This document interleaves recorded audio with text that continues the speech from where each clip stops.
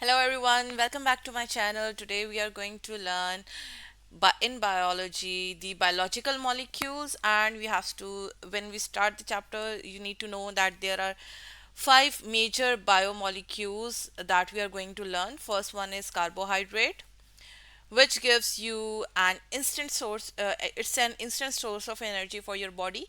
Second one is protein, that gives major structural role of your body. And then lipids, it provide insulation.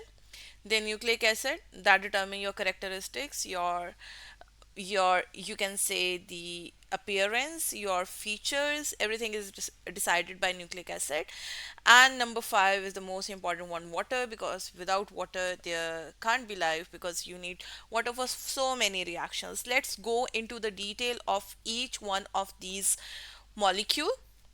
So we'll start with carbohydrates because this one is the most important for our body, as they give us energy. Without carbohydrates, we can't survive, because you need energy and you need the instant energy instead of waiting for it to break down, just in like in case of fats. So let's just go through what we are going to learn in this lesson. First one is carbohydrate. We are going to learn about the alpha glucose and beta glucose structure. Then we are going to learn about the monomers and polymers. Then we'll see how monomers joined in carbohydrates to make a polymer through a glycosidic bond. So what will happen if a polymer broken down? That is the breakage of glycosidic bond. And the last one is the structure of polysaccharides. So let's start with, first of all, the carbon. The basic, you can say, element or everything is made up of carbon in our body, whether you talk about carbohydrate, protein, fats, nucleic acid, not water. All these four have carbon.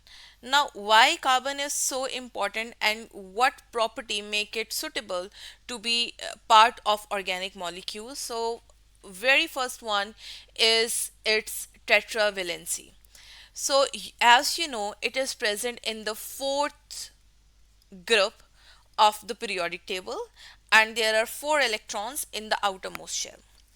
So when we talk about four electrons, so an ideal situation is when an atom has eight electrons in its valence shell. Now here are chances of getting four electron or losing four electrons in carbon. So instead of losing or taking electron from others, they make a covalent bond. They share the electrons. While they share electrons, now sharing electrons make them more suitable to make more bonds around them. Now if each carbon is making four bond, now if thousand of carbons are present, there would be more number of bonds. So when it react with the four atoms, or the radicals or the symmetrical bonds are arranged in a structure called tetrahedron. So here is the structure of carbon. We have two electrons in the first shell and four electrons in the second shell. Now these electrons are shared with some other atom. For example, you have learned these in detail in organic chemistry. You have learned so many molecules like methane, methanol, or you can say ethane, ethanol, ethanol, ethyl alcohol, that is ethanol. So you have learned so many. So just because of his covalent behavior, it act as a good partner, you can say, or you can say a good bonding or a bonded atom. So they mainly form ring or chain structure. We have learned this in organic chemistry as well, that they may form aliphatic or cyclic structures. So they can be straight chains, those are unbranched, or there can be branch chains or the ring structures. So this one is a straight chain. Just guess the name of this molecule. It has four carbons. All are single bonded. So what can be the name? Do tell me in the comments, please. And the second one is the branch one. Now look over here at carbon number 3. There is a branch of methyl group present. So it's a branch structure. Now when we put it into a circular form, for example, in benzene, it gives a cyclic structure. So there are three forms in which it can exist, and we are going to learn these in detail in the different molecules or biomolecules of our body. Let's start with the first one, that is the carbohydrate. So before that, we'll discuss that carbon combined with hydrogen, oxygen, nitrogen, phosphorus, sulfur really easily. And when these bonds break, they release a lots of energy. Now why we are choosing oxygen, nitrogen, phosphorus? Because these are electronegative elements. Because these are electronegative elements, they can push or they can pull the electron pair towards themselves, making a bond a bit polar or bit stronger as compared to the non-polar bond. So it contains more energy as compared to the non-polar bonds. So second one is carbon hydrogen bond is a potential source of chemical energy for cellular activities. For example, in glycosidic bond. Let's just go through the glycosidic bond in a quick in qu- in a quick manner. We'll discuss this in detail further. So this one is the first monosaccharide. Let's not name it now. This one is the second monosaccharide. So both of these are joined together with an oxygen linkage, or you can say oxygen bridge, which is known as glycosidic bond. Now every bond has its own energy. You must have learned this in chemistry, that whenever a bond is formed, it stores some sort of energy. So when these bonds are broken, those or that much amount of energy is released. So every bond has a different energy. For example, if I talk about hydroxyl, it has a different energy. If I talk about the carbonyl group, it has a different energy. So these are the different covalent bonds present in our organic molecules. First one is carbohydrate, that is the glycosidic bond that connects two carbons through an oxygen linkage. Then peptide bond, one amino acid with the other one by releasing the water. These are basically condensation reactions. Then in lipids, a triglyceride is formed by fatty acid and some alcohol. So an ester is formed. You have learned this in chemistry as well. How an ester is formed whenever carboxylic group reacts with alcoholic group. So we learn this in lipids. In nucleic acid, a phosphodiester bond form. A diester mean the same as ester is as an ester is formed, but here there would be two ester bond to two ester linkages through a phosphate. That's why it's called as phosphodiester bond. So first one is carbohydrate. Carbohydrate, as the name indicate, they must be hydrated or hydrated carbons. Like we say, it's CnH2ON. So we can say these are hydrated carbons that contain water. So the main elements of these are carbon, hydrogen, and oxygen. So there can be derivatives as well. The other atoms can be present, the other elements can be present, but the main are carbon, hydrogen, and oxygen. And hydrogen and oxygen are always present in the ratio of 2:1. Means if it's H3, oh sorry, H3, then it would be H4, then it would be O2. If it's H6, then O3. So there can be different type of atoms or the molecules based on the hydrogen number, carbon number. They can be same, they can be different as well. The types are monosaccharides, in which there would be only one unit, like glucose, the simplest one, fructose, ribose. These are the monosaccharide. Disaccharide is formed when the two join together. For example, lactose, maltose, sucrose. These are disaccharides. And when we talk about polysaccharides, there would be many units. For example, starch, or you can say cellulose, which is an important part of cell wall. So first of all, we'll discuss the what are monosaccharides, and in monosaccharides we have two type of sugars. One is the reducing sugar, other one is the non-reducing sugar.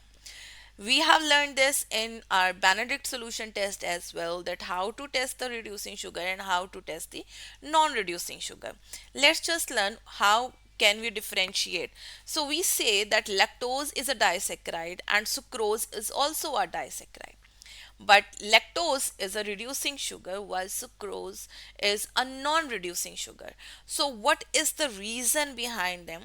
So there it is a bit chemistry. You have to look at the structure of the monosaccharides in order to learn whether they are reducing or non-reducing. So it depends on their ability to donate electrons. So we say that reducing sugars usually donate electrons, and when we compare it with the non-reducing sugar, we say that they do not donate. So what actually makes them to donate electrons, that is in the structure. So you don't have to go into the detail of hemiacetal or acetal group, but I will explain this in videos so that you can understand what makes them to donate electron or not to donate electron. So reducing sugar can donate electrons, means they can be oxidized and becomes a reducing agent. For example, in a Benedict test. So what happens? The copper plus 2, that is in the copper sulfate, it has a plus 2 and it is then reduced, oxidized to Cu plus 1. So it is reduced to Cu plus 1 by gaining 1 electron. So from where that electron is coming? That electron is coming from that sugar, whatever test you are taking, or whatever on what compound you are doing your performing your test. So when we talk about maltose or lactose, as these are the reducing sugars as we discussed earlier, so they have hemiacetal group. Now what is hemiacetal group? Simple. In a simple definition, anything that has OH as well as OR, means one OH and one OR. Now look over here, it has one OH, this carbon, and this carbon also has the OR, the O and R group. So this is hemiacetal group. Whenever a hemiacetal group is present, it can be a good reducing sugar. Now just remember whether the open end or the close end, you can say, but that won't be the correct definition. The correct definition is actually the hemiacetal and the acetal groups. So it can be detected by Benedict solution, you have learned, and the end result is brick red precipitates, and the example is the maltose, glucose and fructose. Now the non-reducing sugars, as we discussed, that the reducing one donate electron and they cannot donate electron. So what we do in the test, we add the some sort of acid to break it apart so that it can give the electron and show test in the whenever it reacts with or Benedict solution, they give some color. So in this one, there would be an acetal group. Now, what is an acetal group? Acetal group is whenever one carbon, now for example, this carbon has two OR groups. Now look at this carbon has this OR and this OR. Now there is no OH group here. And look over this carbon, there is no OH group here. Same OR and OR. So there are two OR group present on the same carbon, that is the acetal group. So we need to break these groups in order to have OH on both ends. So when OH is present, only then it can easily donate the electron. That's why we add acid or to hydrolyze it so that a Benedict test can be carried out. So the example is sucrose. Now what are we have learned there are monosaccharides. So what are the different types? For example, the glucose, fructose and galactose. These all contain 6 carbons, and these 6 carbons put them into a class called hexoses. Now look over here, these are same, but there is a difference in the structure. These have 6 carbons, but here it's a 6 ring structure. In fructose is a 5 ring structure having CH2OH group on both sides, or here we have only CH2OH group. Now if we compare glucose and galactose, there is a little you can say a difference in the orientation of its or the orientation of its bond in different planes that make it different, otherwise it's same. And the other one are the pentose sugars. We have ribose and deoxyribose. This is present in DNA and ribose is present in RNA. Mostly. And these are five carbon or five corner ring. Now, as we have discussed, the structures are same, but there is a difference in arrangement. So we have learned this in chemistry as well, that whenever something is present in two forms having the same formula, those are isomers. Now let's learn about the two isomers of glucose. One is the alpha glucose and other one is beta glucose. Now how do you differentiate it? Everything is same. Just keep in mind whenever they are arranging themselves in a cyclic structure, that is basically a chair structure. So the orientation of this hydroxide that is present on, you can say, carbon number 1, it would be different. Whenever there is alpha, you have to say it's below.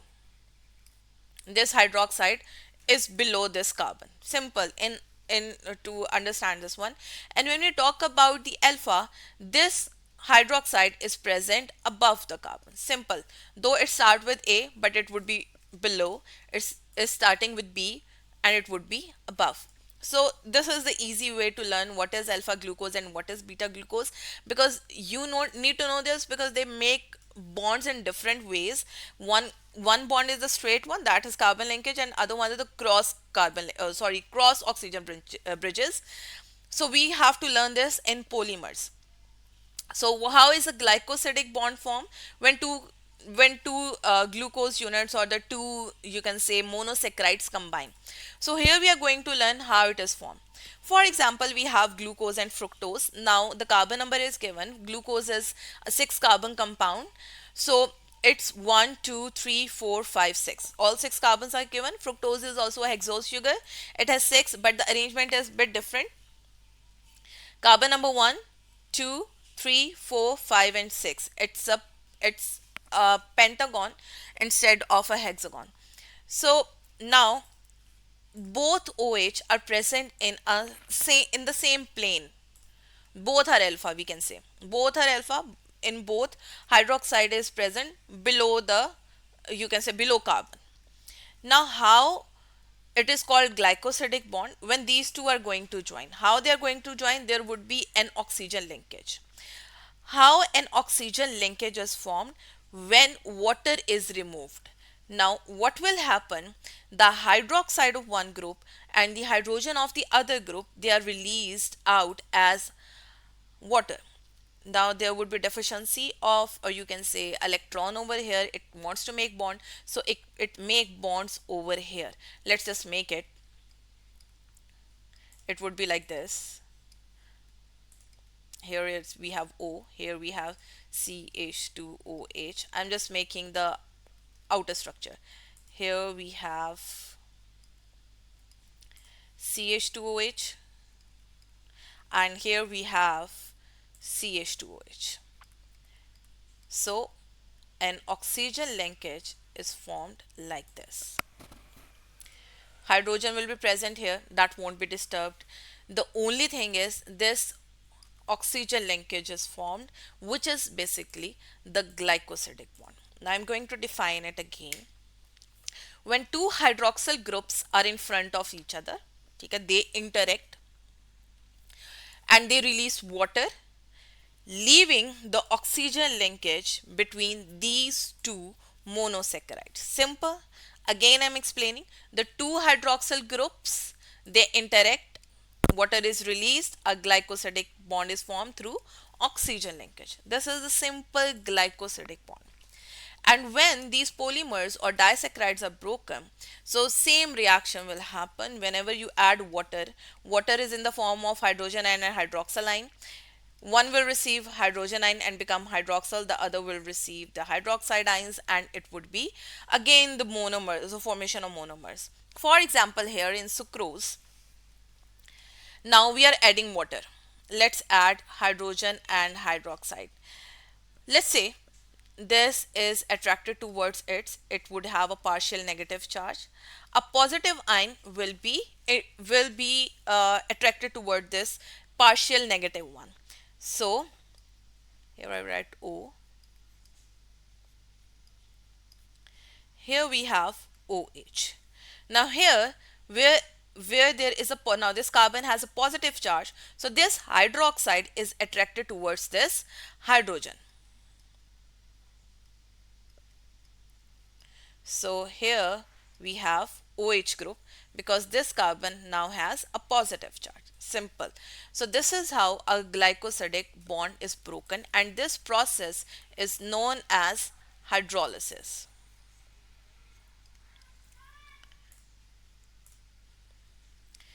Now, if we compare monosaccharides, disaccharides, and polysaccharides, let's compare this. Monosaccharide, as the name indicates, there mono means one. There would be one unit. Saccharide is the scientific term for a sugar unit, for example. So, disaccharide mean two monosaccharides would be there, and poly mean many monosaccharides would be there.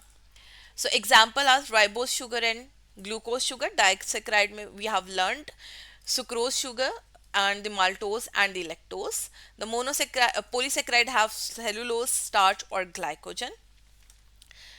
The monosaccharides, they actually release the energy. You must have learned this in digestion, that in digestion the starch that we eat has to be first converted into glucose so that it can be absorbed by our villi. Clear? So it actually gives us energy by respiration when their glucose bond is broken in the presence of oxygen and the energy is released. On the contrary, the energy can also be released in the absence of oxygen, that is the anaerobic respiration.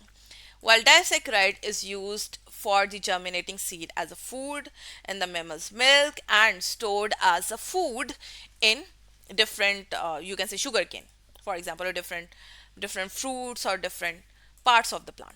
The polysaccharide, for example, cellulose is the main uh, structural part of our cell wall, while the starch and glycogen, they these are the polysaccharides, the forms in which our body store food. So this is a simple summary of all type of saccharides, or you can say different classes of saccharides. In the next video, we are going to learn about the different polysaccharides and their role in our body. So you need to watch that video in order to understand how why different polysaccharides are important for our body.